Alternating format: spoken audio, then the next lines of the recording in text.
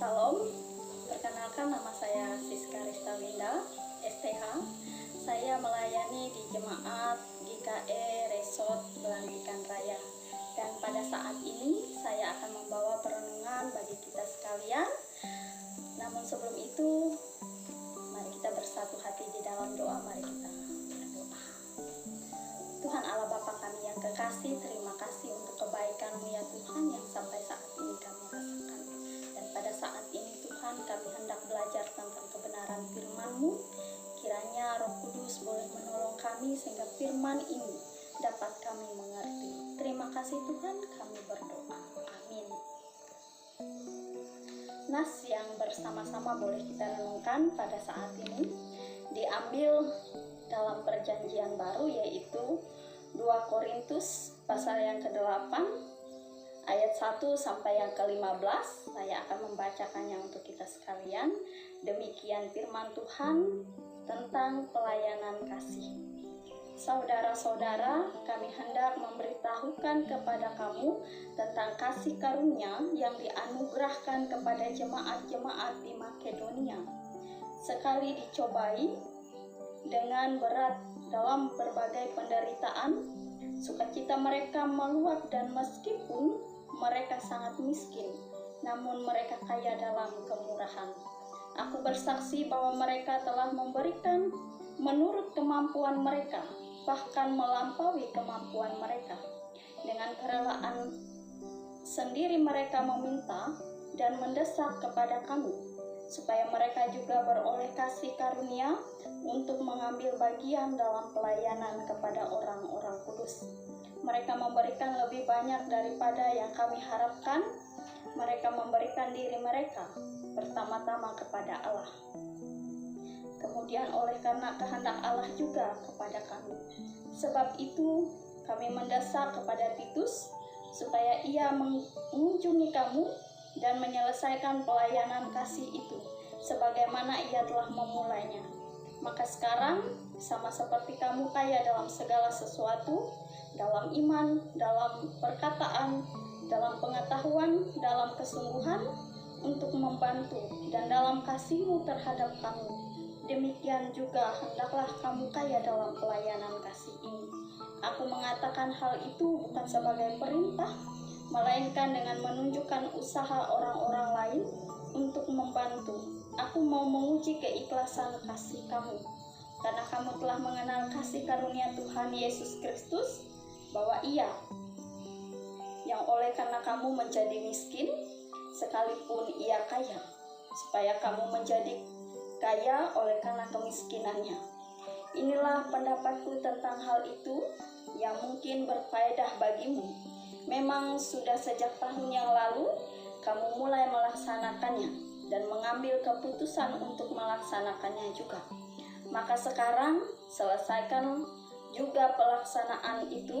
Hendaklah pelaksanaannya sepadan dengan kerelaanmu, dan lakukanlah itu dengan apa yang ada padamu. Sebab jika kamu rela untuk memberi, maka pemberianmu akan diterima. Kalau pemberianmu itu berdasarkan apa yang ada padamu, bukan berdasarkan apa yang tidak ada padamu. Sebab kamu dibebani bukanlah supaya orang-orang lain mendapat keringanan, tetapi supaya ada keseimbangan. Maka hendaklah sekarang ini kelebihan kamu mencukupkan kekurangan mereka, agar kelebihan mereka kemudian mencukupkan kekurangan kamu, supaya ada keseimbangan. Seperti ada tertulis, orang yang mengumpulkan banyak tidak berlebihan, dan orang yang mengumpulkan sedikit tidak kekurangan.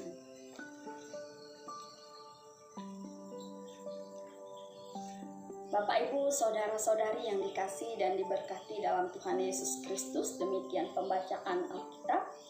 Tuhan Yesus bersabda, berbahagialah orang yang mendengarkan firman-Nya serta memelihara. Saudara-saudara yang kekasih, 2 Korintus pasal yang ke-8 ayat 1 sampai yang ke-15 ini menerangkan kepada kita bahwa jemaat Makedonia merupakan jemaat rintisan yang dirintis oleh Paulus, di mana pada saat itu yang termasuk adalah jemaat Filipi dan Tesalonika. Hal ini menceritakan kepada kita bahwa jemaat Makedonia pada saat itu sedang mengalami pencobaan, penderitaan, dan kesulitan yang sangat hebat dan berat. Itu merupakan kesusahan besar bagi mereka. Namun, karena mereka memiliki sukacita yang melimpah di tengah penderitaan, mereka kaya dalam kemurahan. Mereka memberi diri mereka meskipun dalam keadaan yang sulit, dengan percaya bahwa Allah akan memenuhi kebutuhan dan mencukupkan kekurangan mereka. Mereka memberikan sangat banyak, seolah-olah mereka itu kaya. Bapak, Ibu, saudara-saudari yang dikasihi dan diberkati Tuhan, mereka melakukan pekerjaan yang baik dengan cara yang benar. Kita bisa melihat pada ayat yang kelima, itu dikatakan mereka memberikan lebih banyak daripada yang kami harapkan. Mereka memberikan yang kami harapkan. Mereka memberikan diri mereka pertama-tama kepada Allah, kemudian oleh karena kehendak Allah juga kepada kami. Yaitu sesuai seperti yang Allah kehendaki supaya mereka lakukan atau untuk dipakai menurut kehendak Allah dan untuk kemuliaannya. Teladan jemaat-jemaat Makedonia perlu ditiru, ya. Namun teladan Tuhan Yesus Kristuslah yang harus memiliki pengaruh yang sangat besar. Kita bisa melihat kembali pada ayat yang ke-9, itu dikatakan, karena kamu telah mengenal kasih karunia Tuhan kita Yesus Kristus, bahwa Ia yang oleh karena kamu menjadi miskin, sekalipun Ia kaya, supaya kamu menjadi kaya oleh karena kemiskinannya. Sekalipun Ia kaya karena sebagai Allah, Dia memiliki kuasa dalam kemuliaan dan berkat dari dunia atas. Namun oleh karena kamu atau karena kita, Ia menjadi miskin. Ia bukan hanya sebagai manusia untuk kita, namun Dia juga menjadi miskin. Dia lahir dalam kemiskinan, Dia lahir dalam keterbatasan, Dia hidup miskin, dan Dia mati pun dalam kemiskinan. Dan ini adalah kebaikan untuk kita, supaya dengan demikian kita dijadikan kaya dalam kasih dan anugerah Allah. Inilah merupakan alasan yang baik mengapa kita harus bermurah hati kepada setiap orang, karena kita sendiri hidup oleh kemurahan hati Tuhan Yesus Kristus. Oleh karena itu, kita semua dituntut, yang pertama, kita harus memberi diri kita kepada Tuhan. Apabila kita memberi diri kita kepada Tuhan, kita memberi diri kita segalanya. Memberi untuk kemuliaan bagi nama Tuhan, untuk dipanggil dan dipakai menurut kehendaknya. Dan yang kedua adalah tetap bermurah hati dalam menjalani hidup, walaupun keadaan tidak memungkinkan. Dan yang selanjutnya, memberi tidak menjadi kita kekurangan. Jangan tunggu berkelimpahan baru mau memberi, tapi memberilah dengan sukacita meskipun merasa kekurangan, karena Tuhan yang akan gantikan dengan kelimpahan dalam damai sejahtera dan berkat-Nya. Tuhan memberkati kita. Amin.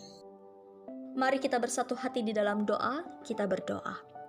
Terima kasih Tuhan atas firman-Mu yang Kau berikan pada kami. Kiranya apa yang Kau firmankan bisa kami tanam di hati kami masing-masing. Dan kuatkanlah kami untuk melakukan apa yang Kau firmankan sesuai dengan kehendak-Mu ya Tuhan. Dan biarlah perkataan-Mu menyegarkan jiwa kami, menghidupkan hati yang lemah dan lesu ini, dan membangkitkan harapan dan kasih. Berkatilah hidup kami, agar kami tetap dapat berkesempatan mendengarkan firman-Mu yang penuh dengan kebaikan ya Tuhan. Ajarilah kami bahasa firman-Mu dan bimbinglah kami untuk selalu hidup sesuai kehendak-Mu, agar kami dekat padamu. Berkatilah Tuhan jemaat-Mu di setiap saat, tempat dan kondisi hidup mereka, agar senantiasa selalu merindukan dan membutuhkan firman-Mu sebagai pelita kebenaran yang memerdekakan dan penghiburan yang menguatkan. Bagi jemaat Tuhan yang sedang sakit dan bersedih, biarlah Engkau senantiasa memberikan kesehatan, pemulihan, kekuatan dalam kehidupan mereka. Tuhan, berkatilah juga para hamba-hamba-Mu yang senantiasa mau melayani Tuhan dalam tugas tanggung jawab panggilan mereka. Kesabaran, kebijaksanaan, kekuatan senantiasa Kau nyatakan kepada mereka semua. Dan bagi bangsa dan negara ini, pimpinan dan pemerintahan juga kami serahkan seluruhnya hanya dalam tangan pengasihan-Mu Tuhan, yang senantiasa menjaga, melindungi dan memberkati semuanya. Di dalam nama Tuhan kami Yesus Kristus, kami berdoa dan mengucap syukur. Amin.